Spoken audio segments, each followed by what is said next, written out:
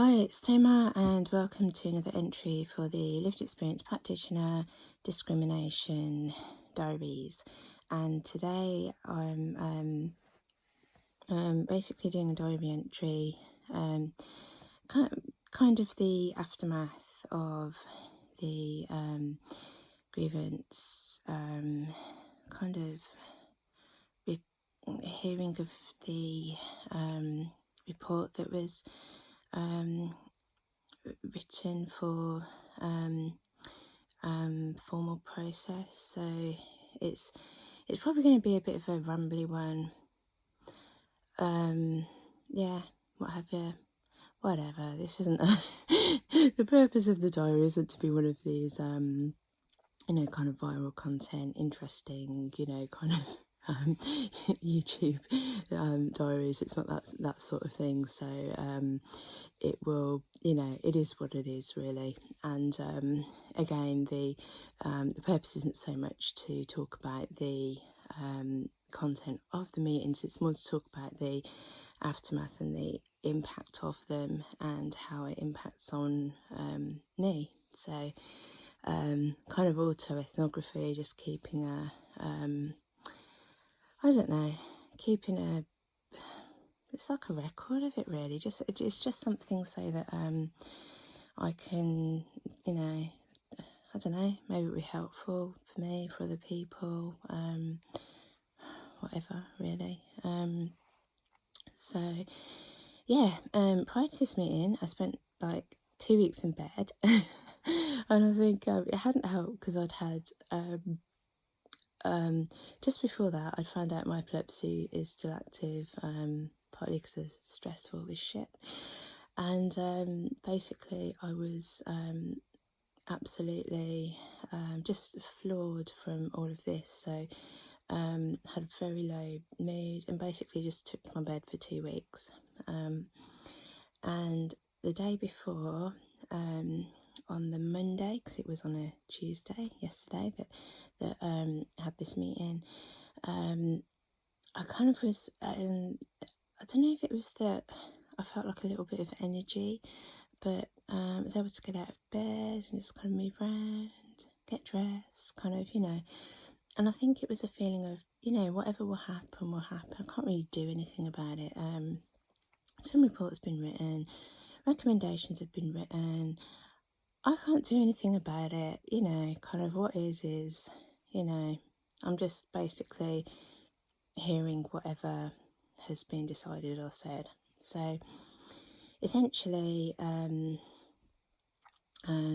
yesterday, I woke up and somewhere out of nowhere had all this sort of energy. It was like, somewhere out of all these weeks of having no energy, the, I don't know, universe, my body had somehow stored up a bit of energy and was releasing it. I don't know, whatever you want to call it. But yeah, I kind of got up, got dressed, put on some, some of me, I put on some cool tights and, kind of like, I don't know, I kind of, I kind of like, I bossed it, man. I kind of like, I dressed well, put my makeup on, my hair was fine. It was all just, I was kind of, I was, yeah, I got prepped for it. It was on at 9:30. I say I was prepped for it. I got and sat down and realised I didn't have the link. I panicked. I couldn't find the flipping thing anywhere. I thought it was just in my diary. Obviously it wasn't. So yeah, panic stations. Fortunately I found it. So yeah, great start. So yeah, but I mean basically I was reading when they're reading the outcome. The outcome really is just the outcome exactly the same of what the informal one was. I was expecting that. I wasn't expecting anything different. All of this is pretty much internal. what difference are you going to make, really? You know, there's a little bit of hope, a little bit thinking, oh, you know, you can see the impact this is having on me. Have a bit of humanity, you know, just end this for me, you know. End it for me so I don't have to, you know, kind of. No, I'm just, just have some fucking compassion, and nah. But I was kind of expecting that. But the thing that was that that was good was actually I felt an empowerment that I wasn't expecting to feel, and what I was expecting to feel absolutely crushed. And what you got to remember is that the first time this happened, I absolutely I broke down during hearing the report. I absolutely broke down.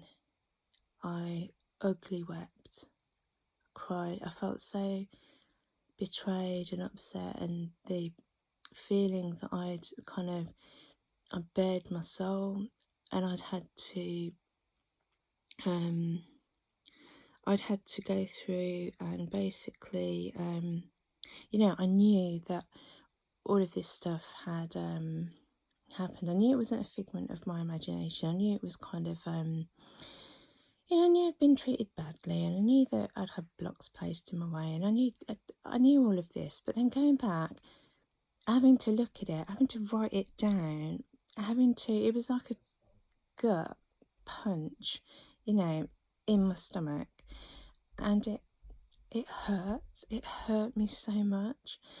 And to have, like, having laid bare my soul, and then having not essentially kicked, and not, you know, no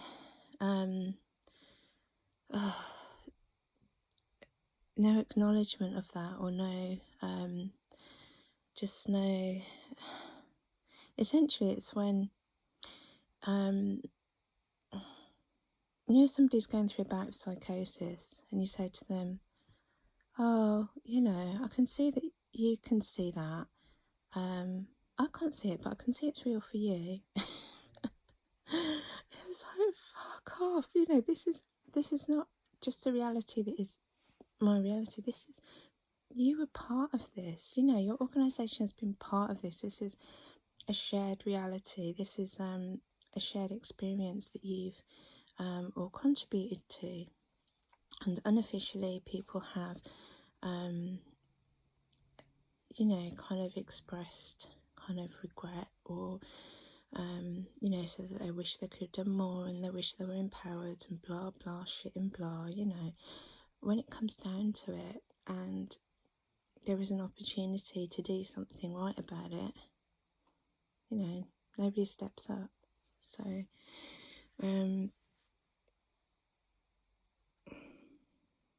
yeah, that hurt a lot.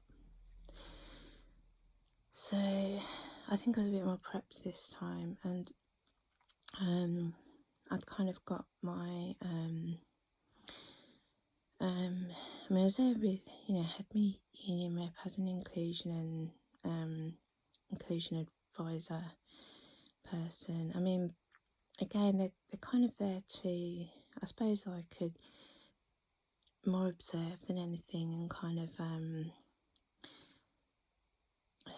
it's more to do with process, really, isn't it, than content itself, because you do that yourself, don't you? You kind of do the talking yourself. But the thing is that I suppose a bit more prep this time, as in, I knew that last time it had a terrible impact on me, and I knew that it had been a shock, and that I was upset, and that the impact was that I felt as though I hadn't been believed, and that I wasn't cared about, and that I was worth nothing, and that was how people viewed me, and that when it came down to it, that I was kind of viewed as expendable and not, as less than, or as subhuman, or as, all of these things where you're not. I'm trying to think of the word. You're not as good as, because I've been treated. All I know is that I've been treated badly. I've been treated as less than. I've been treated, I know all this to be true, and I've got examples. I've got, I had to go into all of this, and it was almost like it's saying it's okay, Tamar, that you've been treated like this, because essentially, you're worthless. The other employers are worth more because, they are different and you are different. So that was kind of my takeaway from it, and I felt as though I can't bear with this anymore. So essentially, that was the start of, that was the first overdose, that was the first slash stress, that was the first time in being A&E'd out to hospital. Thank God I don't remember it. I only remember waking up the next day. I say thank God because it's an absolutely humiliating experience. I'm so glad I don't remember it. I've got memories of when I did it in my kind of early to mid 20s, where I was particularly unwell, and it's taken a long time to not be in that position anymore, and it's taken a lot for me to I've taken a lot of abuse for me to be in this situation again, so it takes a lot for me to crack. And I say that was me it's taken 20 years. I've had to work very hard during those 20 years to manage my mental health. I still manage my mental health, but there are things where sometimes you sometimes it's human to it cracks its mental health. If you have your leg broken, if you have a great weight put on it and it breaks, that's kind of that's what happens. It's not, it's kind of I wouldn't say it's healthy, but it's kind of it's just the normal response. So it's kind of what you would expect. It's not abnormal, or that I'm that I'm ill, or that I haven't taken care of my health, or that it's should be pathologized, which is very easy to do, and which I'm very vulnerable to, particularly as I'm open about my mental health. So I'm in a very dangerous position there, where it can be kind of used against me. And it's interesting, actually. We've got a mad studies group that I facilitate tomorrow, and we've got Dr. Colin King, who writes a lot, particularly about racism within mental health, but also within survivor activism within mental health, because that's often very kind of white, middle class, with the voices that are heard. So kind of love the fact that he's coming to speak at Mad Studies Birmingham tomorrow. Some of his works going to consider. And also, I think Mad Studies of Birmingham is just, we have such a mix. We have people from, different, socioeconomic groups, different ethnic backgrounds, different educational backgrounds. So yeah, we are considering a lot of the work of this sort of the giants in the discipline or subject area are kind of white middle class academics, so we consider their work, but we also consider work of other people too. So we do have a few giants who are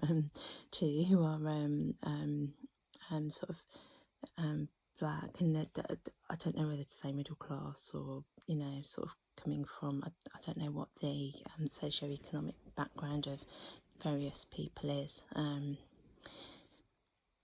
I suspect not middle class, but yeah, I suspect more people like me, really. So yeah, but So I was talking about Colin King and how one of the things he talks about is drapermania. I think it's drapermania, if I'm thinking of the right word, and it was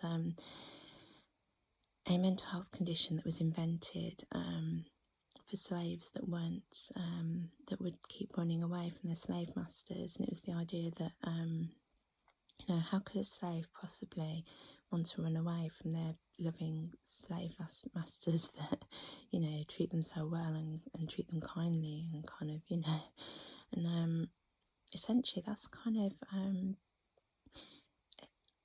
I'm starting to feel a little bit of that at the by the way, I can't compare this at all with being a slave and being treated that way, kind of physically or mentally, or and I say it with the utmost respect, because obviously in my own family there's a whole and ancestry, there's a a whole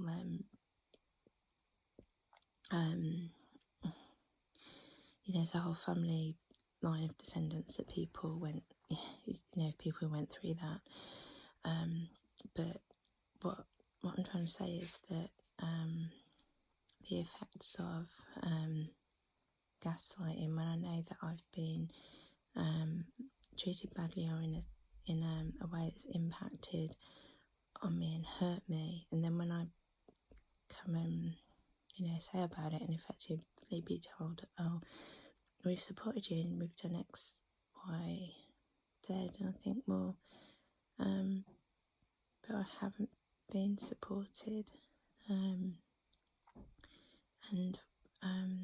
I've told you ways that you can support me and you've never done that, and I've seen you do that for other staff, but that's never applied to me.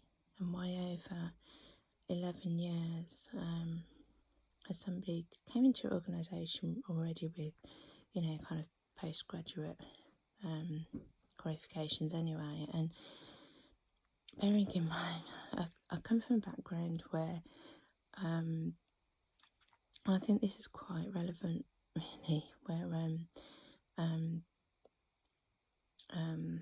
so I say I've got postgraduate qualifications and then I've got this MSc. I've never actually been to university, and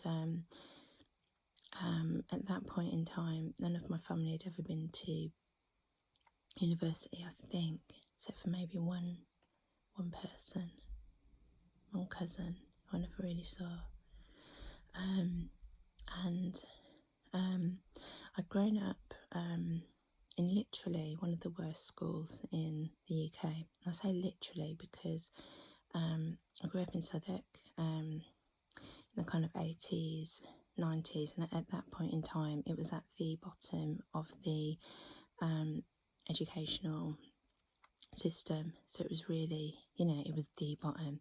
And the school that I was in, after I left, it was closed down, and there was a riot there. And prior to going to that school, it had been, it's Peckham Girls' School, and then it had been shut down because it was so rough. Then it was Warwick Park, then it was shut down because it was so rough. Then it became Harris Academy because it was so rough. And,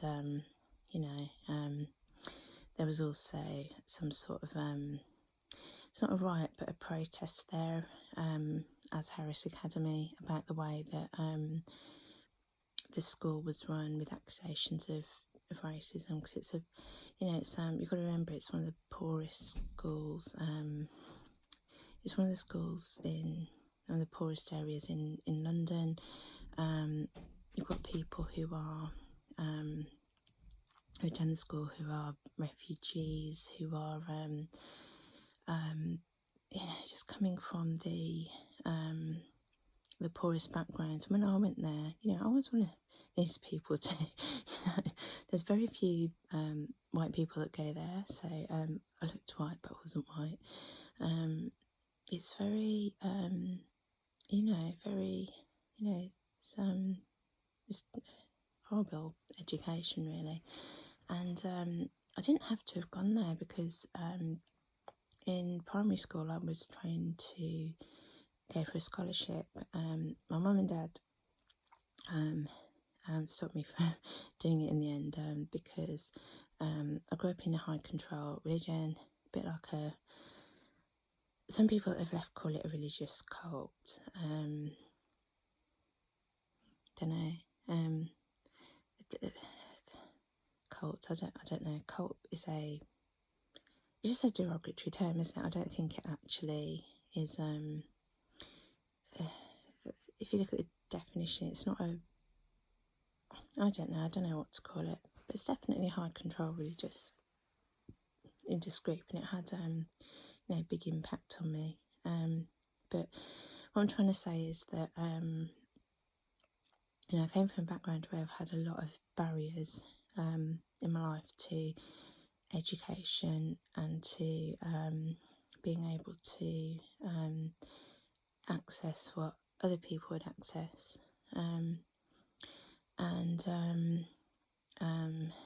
Later on,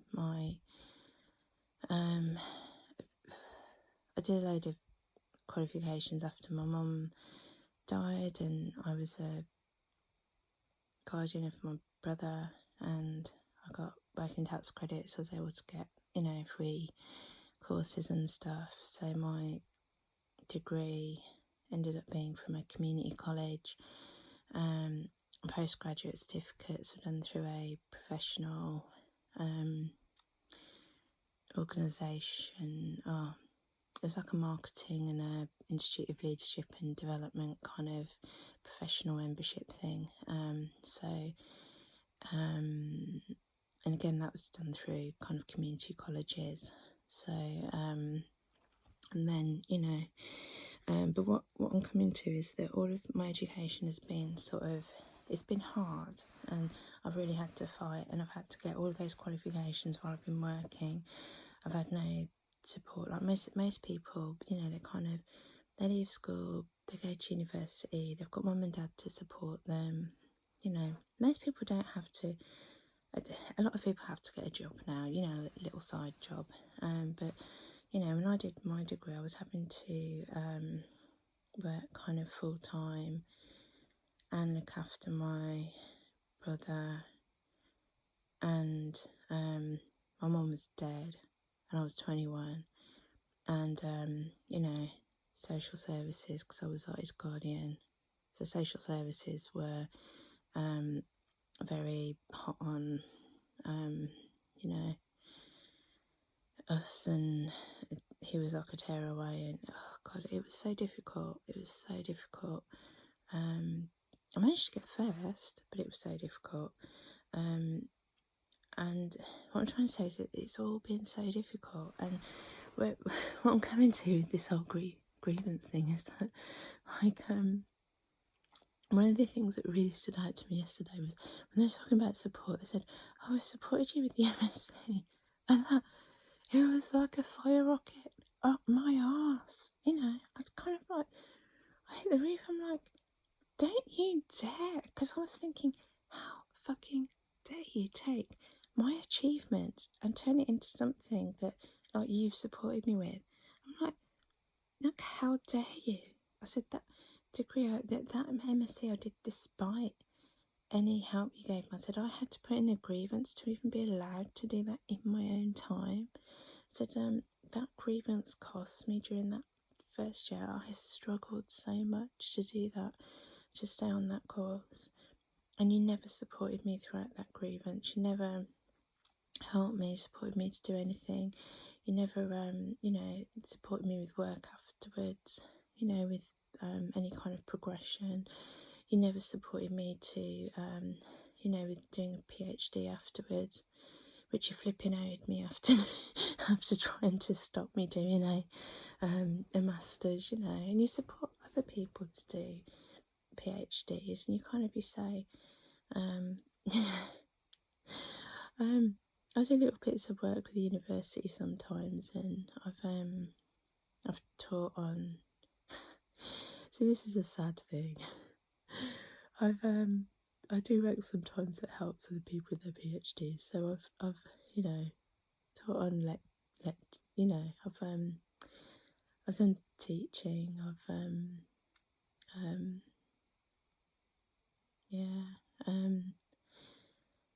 interviews. Interviewed some people from our trust to get onto PhDs. So I know that our trust supports people to go off and do them. And I see this happening, and I see that I'm left out, and I also see, I've given them reasons not just to do it because I want to do it. I've said, look, currently there's gaps in the literature with X, Y, and Z. We can see from the movements within NHS England and with the way things are going, that lived experience working, it's here to stay, and that it's looking at being developed, but there's a gap in the literature around how to do this. We can see that there's issues with doing this. It completely makes sense to do this work. If you do this work, it's going to be absolutely lapped up. It probably would lead to opportunities and ways of getting in money, X, Y, Z, blah, blah, blah. So I kind of use evidence to back stuff up all the time, and it's fucking tiring. It's fucking tiring. Constantly getting this evidence and constantly backing everything up. And then what I get back, no. Computer says no. And it's like, well, don't you have the respect to at least, I've given you all these reasons why I've put together a case for it. Can't you at least have the decency to not just say no, and not just say, oh, we'd like to help you but we can't. Like, give me some reasons or something as to why you can't. Give me some rationale. I might be able to work with that. I might be able to help you to work through that. After all, that is what I am trying to do, isn't it? I'm trying to be able to work through systems and problem solve stuff, and which obviously is not being done very well at the moment, is it? So it's very fucking frustrating. And so this is yesterday when I'm feeling all fired up and I'm able to answer all the questions and kind of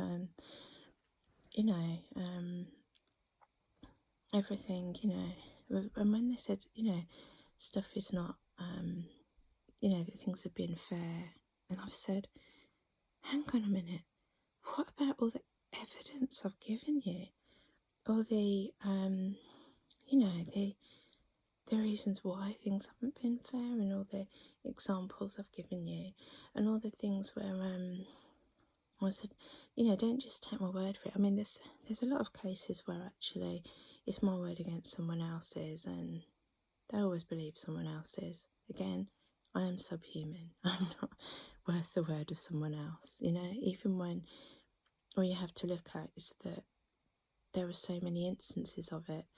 And if you look closely and you'll see examples of where, and what I said to them was there are examples of where, you know, things are, thank you, cheers, yeah, examples of where I've arranged a meeting and asked, for instance, you know, about the whole PhD thing, I asked about that, and then afterwards there were no emails about it, so obviously it wasn't, you know, there were no, it wasn't agreed to, you know. So and the other thing I said was, you know, there was a certain type of training that I was actually the most highly qualified person in the trust to deliver it, believe it or not. And over 8 years I was kind of blocked in different ways from delivering it. So I said, well, over those 8 years, just take a look at the rotas, and that should really speak for itself. So then I'm thinking, well, if you've got all this evidence, loads of examples, so many examples, I can't say, but how can you possibly come to that conclusion?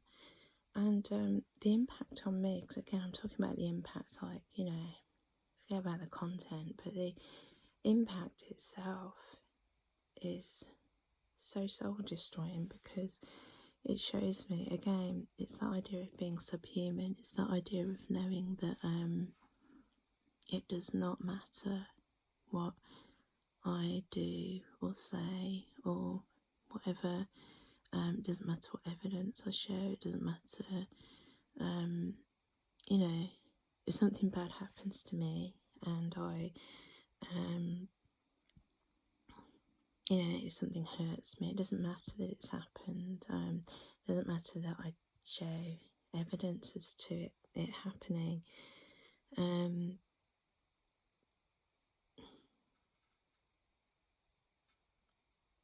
Just doesn't matter, does it? It's not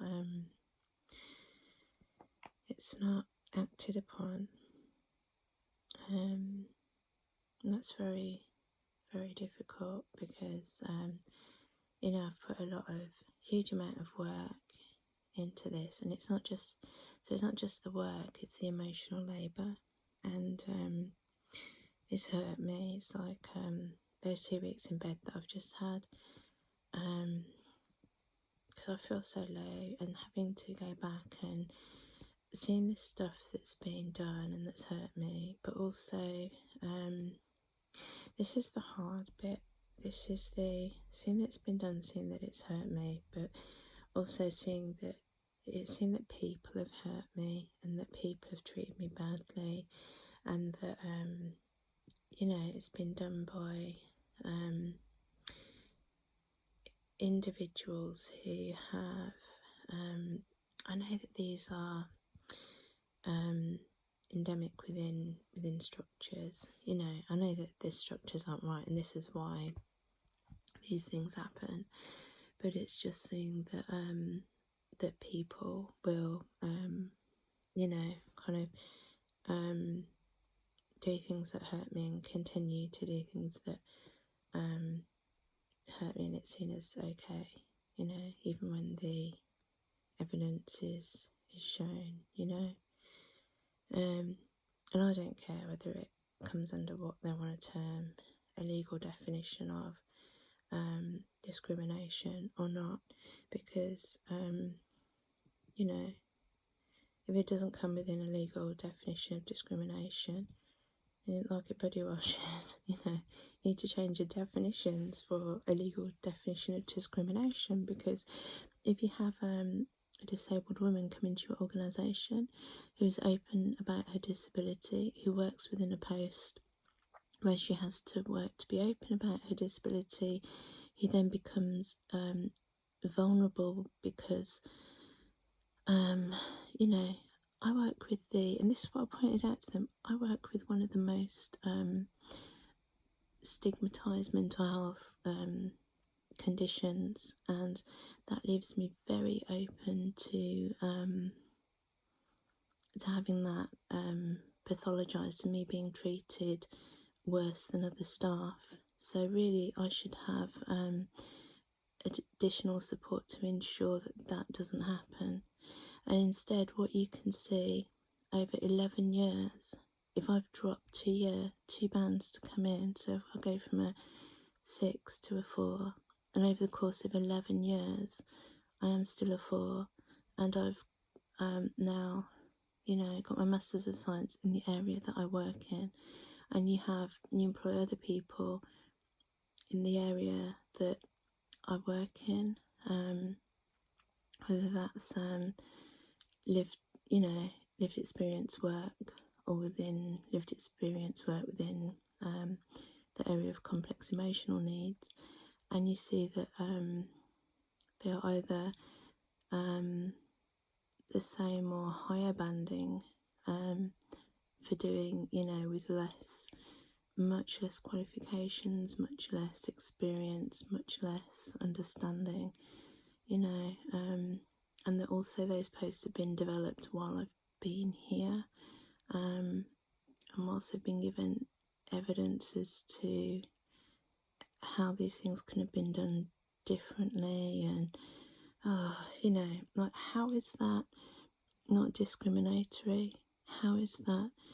I don't understand how that can possibly be seen as okay when people are saying at the moment, if you are black or Asian, if you are not white, you cannot get past band 8, and that is not okay. Well, I can't get past band 4. That is definitely not fucking okay. It's not okay. And you know, they're happy to employ me from another organisation at band 6, but to come into this organisation, you've made me less than, maybe band 4, and you've put barriers in my way. You know, each time I've asked you to sort something out or to help me, you know, wouldn't support me with my MSc, and then the barrier was so great I had to put in grievance to be allowed to do it. I've asked for equality with progression and stuff, and you've told me I have to put in a grievance to change structures, and now you won't acknowledge anything to change structures, and it's caused me harm. And you know, you haven't acknowledged anything, so that, you know, if I tried to put in a personal injury claim to claim back the money that I've lost, and the real money that it's cost me through lost income, you know, through self-employed work, and the real money that I've lost through you know, things like dental bills from tooth grinding, the real money it's cost, you know, in lost health. How do you put a price on that? You know, I've lost my driving license, I've lost so much. I lost opportunities to go for PhDs because, you know, my brain hasn't been ticking properly, let's face it. And all the stress over this grievance, and, you know, I know this is stuff that I've ranted about in my other diaries, but today I've just woken up and I feel so low over it, because I know that whatever I do or say, you know, people keep saying to me, oh, Tama, if you're feeling low, it will pass. It's like, I know it will fucking pass. I know, you know, I've had this for a long time. I've lived with this condition. I know a low mood will pass. I know, you know, these, you know, I know that. But one thing I know won't pass, this is not my delusion, one thing I know won't pass, because I've got 11 years of evidence, is that what won't pass is that I won't, you know, I won't be treated equally, and I won't be you know, nothing will ever be admitted, and no one will ever stop gaslighting me, you know. And I know that it's gaslighting, and I know that it's not real, and I know that it's not okay. And the only reason I know that is because when I step outside and do other things, you know, like co-authorship on 7 research papers in 1 year, you know, the same year that that I can barely function at work and that I've been off, you know. You put me into another context and I can function. I mean, I can't function to my fullest capacity, but I can function enough to do things that are, you know, at a loss, if that makes sense. Yeah, 7 papers. Now, compare that to working within a context where I've been essentially blocked from, you know, working on any of the service user research type side. I'm the only like service user researcher employed within the trust. Okay, I'm not employed within that capacity, but actually part of my job role has been doing you know, research for the service user network that I worked within, and that it's service user research that has been done, or the group that's done the training. People that have done the training are not service user researchers. How can they train people to be service user researchers? They can't do that. Can't do that. Because you just can't do that. Like, read the book on survivor research. What do I say? I'm just like, I can't, like, it doesn't matter what I say, it doesn't matter, it doesn't matter what I say, it doesn't matter what I do, it doesn't matter, you know. Honestly, I could have a letter from the Pope himself saying, you know, that what I'm, you know, that, I don't know, what I've said is truth or what I've said is correct or something, I don't know, and it still would not be, taken as reality, and that's what leaves me taken to my bed, because I can't cope with that. I can't cope with the idea that, you know, essentially that nothing is real, you know, that I have to go into reality where nothing is real, and where I'm being told that nothing is real. I mean, things are real. Like, I'm not mad. I am mad, but, you know, what I'm saying is I'm not, in this context, I'm not delusional. So, you know, but I'm being told that, and it's absolutely, the impact is that it's hurting me so much. It's absolutely, completely, totally, utterly messing with my mind. It's hurting me so much, and I'm just, you know, I'm at the point where I can't, I don't know, I can't bear it. So, and just today I'm just feeling sort of like tired and overwhelmed, so I think I was expecting that. I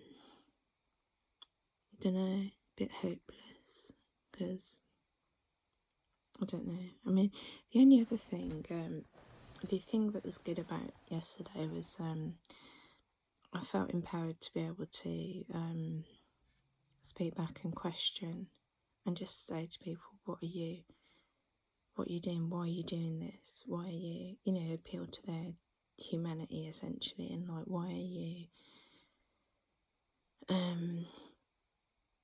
doing this? Why are you ignoring the evidence? Why are you you know, effectively hurting somebody unnecessarily. Why are you not handling it differently? It could have been handled differently. You know, why is it? You know, asking why. And just, yeah. So I felt like I was able to at least ask people about the accountability and responsibility of that. And that felt, I mean, again, it's talking about the impact. The impact felt, that felt healthy. It felt good. It felt, you know, it felt empowering in a way. And I feel like when I think I didn't realise that, I didn't realise the process. I didn't realise that the process was you hear the report back, and then there's like a hearing thing where you're able to you know, where you're able to question the results of the report and stuff.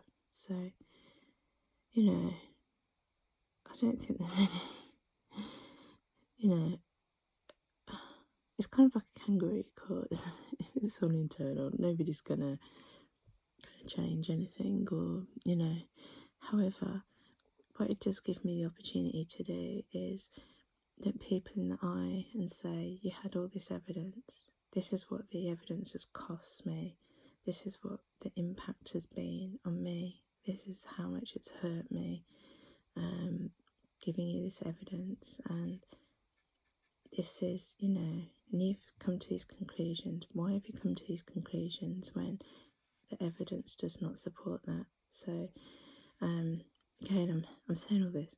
I haven't got the report in front of me. I can't, you know, I might look at it and go, oh, actually, you know, I was wrong there. I doubt that highly, but it could be, you know, you could say maybe,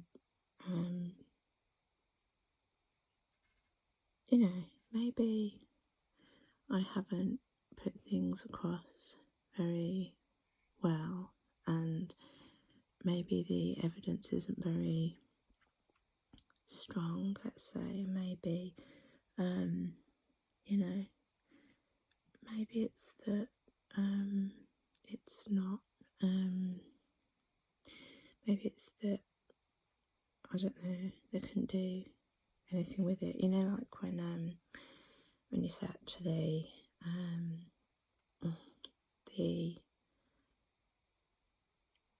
the evidence, you know, there wasn't enough evidence, or the evidence didn't support it, or I don't know, you know, where the burden of evidence is on you to produce something, not on the other way around, you know. I don't know. So have a little look at this and just see what comes out of it, really. I mean, I'm feeling fiery, and I feel like I'll be able to, the moment I feel angry and feel like it's wrong, and that I'll be able to just tear it to shreds, basically. Like, I really feel like that. I don't know till I get it. You know, I'm kind of, you know, denigrating, you know, tea people's hard work. However, you know, I don't know what the, I can't read people's minds. I don't know what the, yeah, any of the people that have been part of this, I don't know the intention, or why they have done what they've done, or come to the conclusions that they've come to. And also, I don't know why, again, it doesn't have to be done like this, because, you know, when things have been set up, they could have been set up very differently, and they didn't need to be set up this certain way. And you know, the same is true of this process. It didn't need to be done like this. Again, it could have been done differently. So yeah, so I'm tired. I just feel like, I mean, the impact is like, I feel like I've, you know, the word subhuman keeps coming up and the word less than keeps coming up, and I think the problem is that again, it's a little bit like that drapetomania diagnosis, or when people had homosexuality as a diagnosis, or sometimes people think things are okay and they're not, and they can't actually see that it's not okay. So I think people just see it as okay, they can't see that it's wrong, and it's just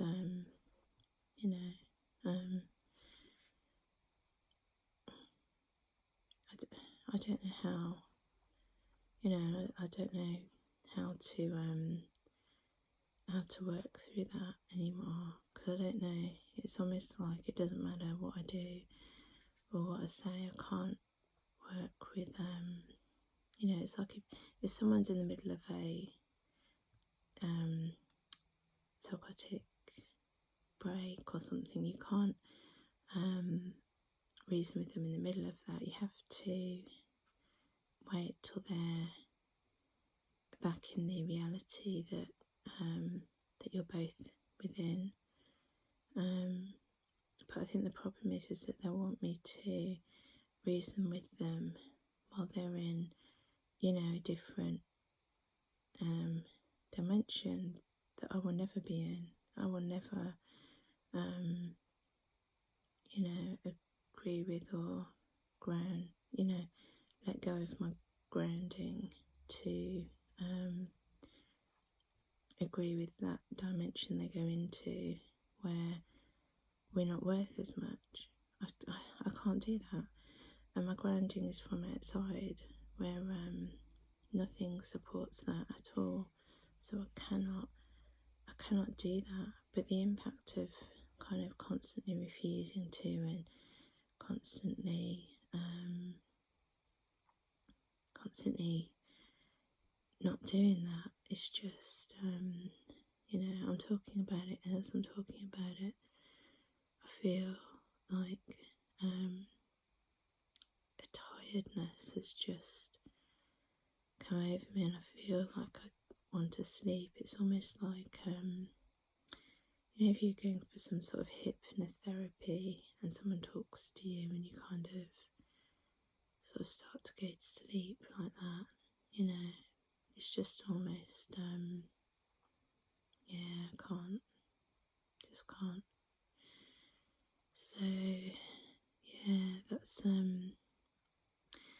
where I'm at, really. And again, it's difficult because I can't. I think with any of these things, it's not as simple as if people are horrible and violent, they're treating me like rubbish, kind of thing. It's not as simple as that, because I don't